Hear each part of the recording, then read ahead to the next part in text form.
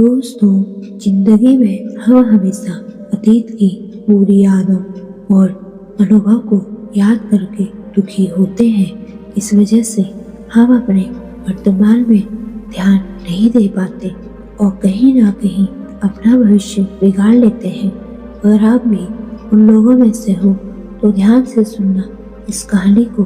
तो शुरू करते हैं। आज की कहानी एक बार की बात है। एक आश्रम में गुरुजी अपने शिष्यों को उपदेश दे रहे थे। ये सभी शिष्य बड़े ही रुचि से उनके उपदेश सुन रहे थे और उनके पूछे हुए प्रश्नों के उत्तर दे रहे थे। उन शिष्यों के बीच एक ऐसा शिष्य भी था जो बस चुप था, ना कुछ कहता, ना ही प्रश्नों के उत्तर देता।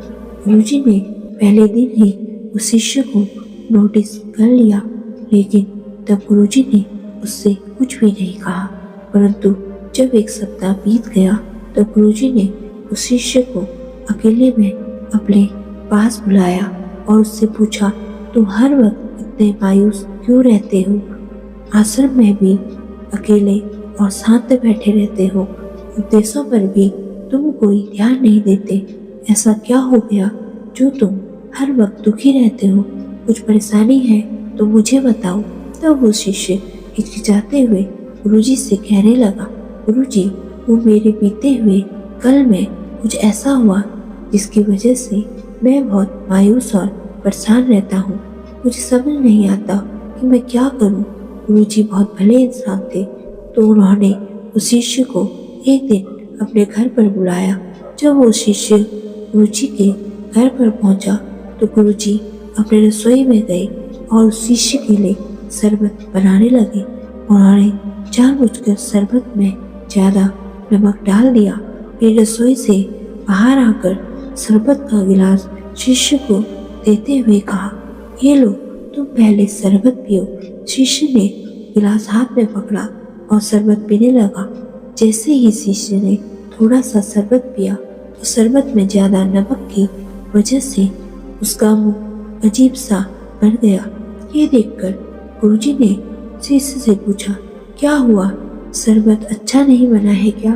तब शिष्य बोला, नहीं गुरुजी, ऐसी बात नहीं है, बस इस शरबत में नमक थोड़ा सा ज्यादा हो गया। तब गुरुजी ने शिष्य से कहा, अरे अब तो ये शरबत व्यर्थ हो गया, लाओ एक गिलास मुझे दो, मैं इसे फेंक देता हूँ।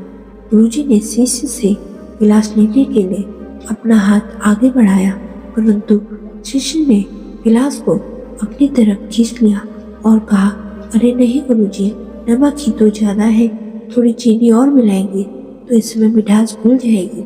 शिष्य की ये बात सुनकर गुरुजी थोड़े गंभीर हो गए और शिष्य से कहने लगे, ये तुमने बिल्कुल सही कहा, अब इसे समझ भी जाओ।